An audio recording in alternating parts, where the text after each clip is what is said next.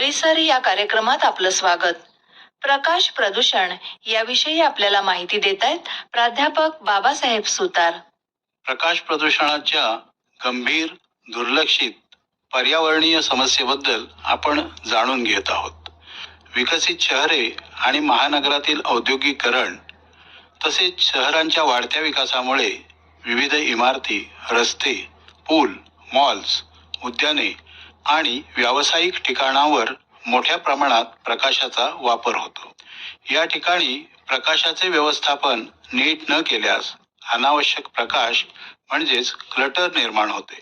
व्यावसायिक फलकांवर असलेला तेजस्वी प्रकाश जाहिरातींच्या आकर्षकतेसाठी लावला जातो, परंतु यामुळे प्रकाशाचे प्रमाण नियंत्रित ठेवले जात नाही. हेही आणखी एक कारण प्रकाश प्रदूषणासाठी म्हणता येईल. वाहतूक व्यवस्थापन हे सुद्धा प्रकाश प्रदूषणाचं प्रमुख कारण आहे. रस्त्यावर आणि इतर वाहतूक व्यवस्थापनाच्या ठिकाणी लावलेले हेडलाईट्स, स्ट्रीट लाईट्स आणि इतर प्रकाशाची साधने खूप वेळा अनावश्यकपणे जळत असतात. यामुळे प्रकाश प्रदूषण तर वाढतेच, तसेच ऊर्जा हानीही होते.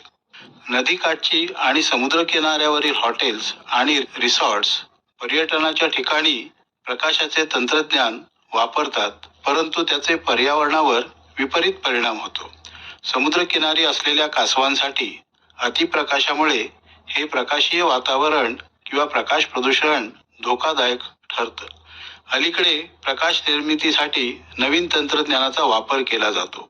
LED दिव्यांचा वापर हे आता आधुनिक तंत्रज्ञान आहे. त्याच्यामुळे ऊर्जेची बचत होते, परंतु त्याचा अतिरेकी वापर चुकीच्या पद्धतीने केला तर प्रकाश प्रदूषण वाढू शकते.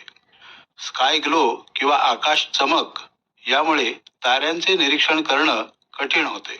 अनेक महत्त्वाची खगोलशास्त्रीय निरीक्षण केंद्र प्रकाश प्रदूषणामुळे प्रभावित झाली आहेत. ज्या ठिकाणी पूर्वी आकाश अगदी स्वच्छ आणि स्पष्ट दिसत असे, तिथे आता शहरीकरणामुळे तारे आणि आकाशगंगा दिसणं अवघड झालं आहे. प्रकाश प्रदूषणामुळे नैसर्गिक जैविक चक्रांवर परिणाम होतो. प्राणी आणि पक्ष्यांच्या जीवनावर याचा फारच विपरीत परिणाम होत आहे असे आढळून आले आहे. कासवांची पिल्ले समुद्राकडे न जाता प्रकाशाकडे वळतात, त्यामुळे त्यांचा मृत्यू होऊ शकतो. तसेच कीटक, माशा आणि अन्य छोटे प्राणी व पक्षी यांच्या प्रजनन चक्रावर देखील याचा परिणाम होतो. स्थलांतर करणारे पक्षी सुद्धा प्रकाश प्रदूषणामुळे गोंधळून जाऊ शकतात.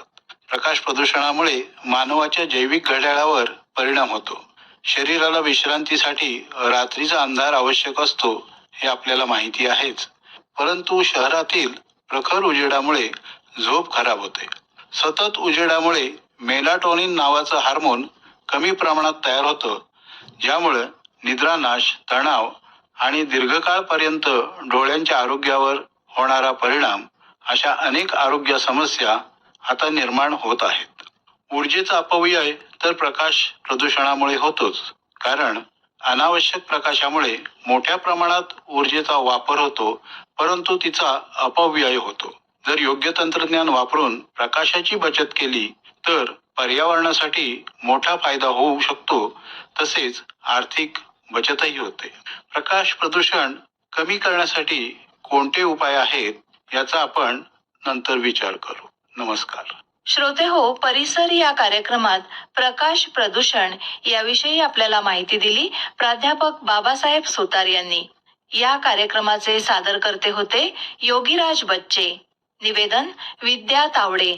ही आकाशवाणी रत्नागिरी केंद्राची निर्मिती होती.